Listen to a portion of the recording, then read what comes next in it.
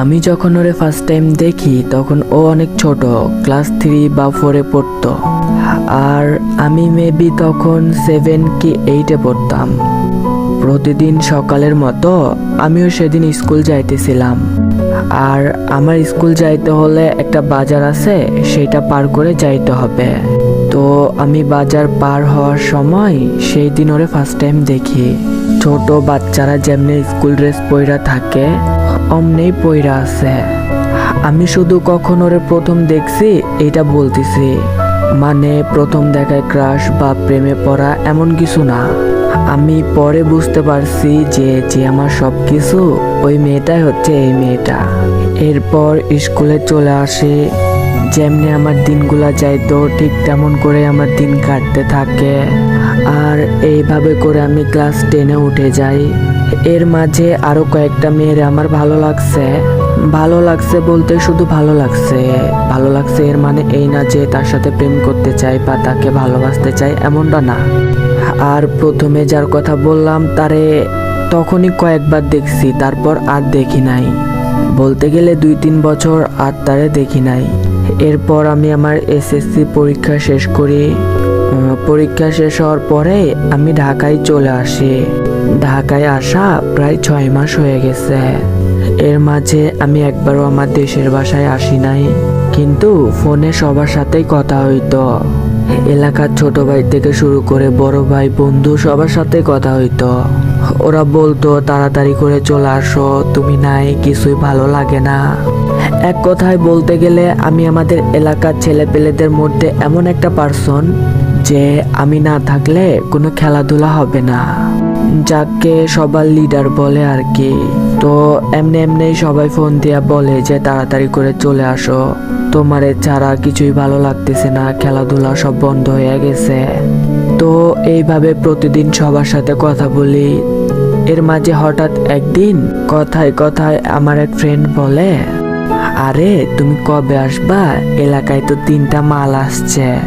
আমি বলি যে মাল মানে একটু বুঝাইয়া বল। ও বলে, আরে দাদা, এলাকায় 3টা মেয়ে আসছে, প্রাইভেট পড়তেছে আমাদের এলাকায়। ওর কথা শুনে আমিও মনে মনে বলি যে আমিও একটু মজা নিই ওর সাথে। সেই জন্য আমি তার বলি যে দেখতে কেমন।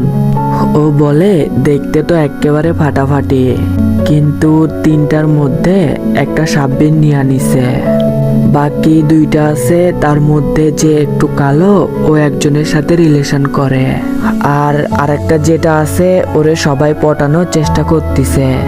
তুমি মিয়া তাড়াতাড়ি করে চলে আসো। ওর এসব কথা শুনে ওর সাথে অনেক মজা নিই। এরপর আরো কিছুদিন কেটে যায়। এরপর আমি আমার এলাকার কোনো ফ্রেন্ডকে কিছু না বলে আমাদের বাসায় চলে আসি ঢাকা থেকে। রাতে উঠছি গাড়িতে আর নামছি হচ্ছে দুপুরে।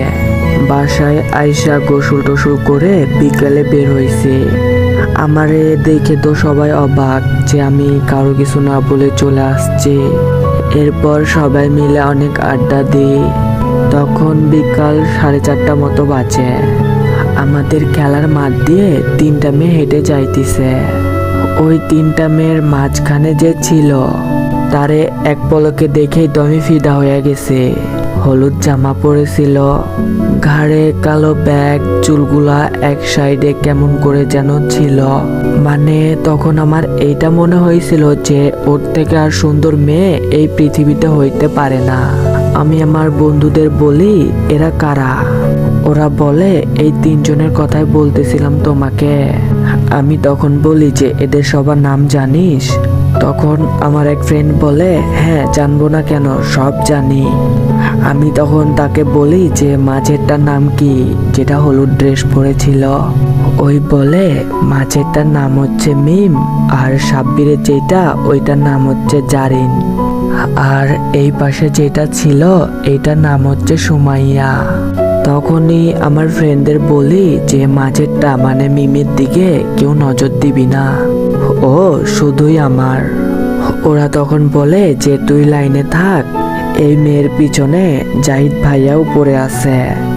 জাহিদ হচ্ছে আমাদের এলাকার বড় ভাই। আচ্ছা ঠিক আছে, সেইটা না হয় দেখা যাবে, কিন্তু তোরা কেউ এরে পটানোর চেষ্টা করিস না। এরপর ওর সব কিছু খোঁজ খবর নিই। ওর বাসা হচ্ছে আমাদের বাসার একেবারে পাশে। আমাদের বাসা থেকে ওদের বাসা যাইতে 3 মিনিট মতো লাগবে। সব খোঁজ খবর নেওয়ার পর বুঝতে পারি যে আমি আজ থেকে 3 বছর আগে যে মেয়েটারে দেখছিলাম, ওই পিচ্চি মেয়েটাই হচ্ছে এইটা। আমি এমনিতে অনেক চঞ্চল স্বভাবের হলেও মেয়েদের সাথে তেমন একটা কথা বলতে পারি না। প্রতিদিন ও প্রাইভেট পড়তে আসতো আর আমরা সবাই মিলে দেখতাম। এর মাঝে আমার সব ফ্রেন্ডরা ওরে বোঝাইতে থাকে যে আমার এক ফ্রেন্ড নাম ফয়সাল, ওই তোমারে পছন্দ করে। মানে ও যখন রাস্তা দিয়ে হাইটা যাইতো তখন আমার সব ফ্রেন্ডরা ফয়সাল বলে চিল্লাইতো, চিল্লাইয়া বলতো ফয়সাল ভাবি চলে আসছে। আরো অনেক কিছু করে ওরে বোঝাইতে চাইতো, কিন্তু আমি সাহস করে কখনোই কিছু বলে উঠতে পারি নাই। এমনি করে আরো 1 মাস কাইটা যায়। আমার সাথে সাথে আমার ওই বড় ভাইও ওরে লাইন মারার চেষ্টা করে। ও হয়তো বুঝতো যে এইখানকার 2টা ছেলে ওরে পছন্দ করে। এরপর আমার সব বন্ধুরা একটা প্ল্যান করে, আমাদের খেলার মাঠ দিয়ে ও যে হাইটা প্রাইভেটে যায় ওই রাস্তায় সবাই মিলে একটা বড় করে লাভ আঁকে। লাভের মাঝে A+M লিখে দেয়। মিমরা প্রাইভেট থেকে এসে বাসায় যাওয়ার সময় ওইটা দেখে। এর মাঝে আরো অনেক কিছু ঘটে। আমি সন্ধ্যার পর বাড়ির বাইরে বের হইতাম না। আর মিমরা কিন্তু সন্ধ্যার পরেও একটা টিউশনি পড়তো। স্যার আয়শা মিমদের বাসায় ওদের 3 বান্ধবীকে পড়াই যাইতো। ওই যে আমার এক ফ্রেন্ড সাব্বির মিমের ফ্রেন্ড জারিনরে লাইন মারত। ওই জন্য সাব্বির সহ আরো কয়েকজন মিলে ওদের বাসার সামনে যাইতো। যতক্ষণ না ওদের প্রাইভেট শেষ হতো ততক্ষণ ওরা ওখানে দাঁড়ায় থাকতো। প্রাইভেট শেষে ওদের আব্বুরা যখন ওদের বাসায় নিয়ে যাইতো তখন এরা ফলো করতো। কি কি হয়েছে সবকিছু আয়শা আমারে বলতো। এমনি এমনি কইরা আরো কিছুদিন কাইটা যায়। আমি সেদিন ছবি তোলার জন্য একটা জায়গায় যাই। ফেসবুকের প্রোফাইল চেঞ্জ করব, ওই জন্য ছবি তুলতে আসছি আর কি। তো ছবি তুলে যখন বাসায় আসি তখন আমার সব ফ্রেন্ডরা বলে, আরে তুই কইছিলি জাহিদ ভাইয়া তো আনিকারে প্রপোজ কইরা দিছে। মানে জাহিদ ভাইয়ার এক বোন রে দিয়া নাকি ওরে বলাইছে। মিম যখন প্রাইভেট পড়তে আসছিল তখন নাকি বলছে এইটা শুই না তো আমার সাথে সাথে মাথা গরম হইয়া যায়। সবাই বলে যে ঠিকই আছে, তুমি এতদিন ধরে বলবা না, অন্যজন তো নিয়ে যাবেই। ওদের কথাগুলো শুই না কেন জানি আমার হাত পাগুলা কাঁপতেছিল। কারণ জাহিদ ভাইয়া মোটেও ভালো ছেলে ছিল না। এর আগেও 3-4টা রিলেশন করছে। তারপর যা হওয়ার আর কি তাই হয়েছে। মিম আমার সাথে রিলেশন না করুক, কিন্তু আমি চাই না যে ও একটা খারাপ ছেলের সাথে রিলেশন করবে। তাই আমি ওরে লিখি যে তুমি আজ যার সাথে প্রেম করো এই জাহিদ ভাইয়ার সাথে কখনো কইরো না, কারণ জাহিদ ভাইয়ার ছেলেটা মোটেও ভালো না। এটা লিখে আমি আমার এক ছোট ভাইয়ের হাতে দিয়া বলি, মিম যখন প্রাইভেট শেষ করে বাসায় যাবে তখন এইটা ওর হাতে দিয়া দিবি। ও বলে আচ্ছা ঠিক আছে ভাইয়া দিব, কিন্তু দেওয়ার পর আমাদের সবাইকে 7 আপ খাওয়াইতে হবে।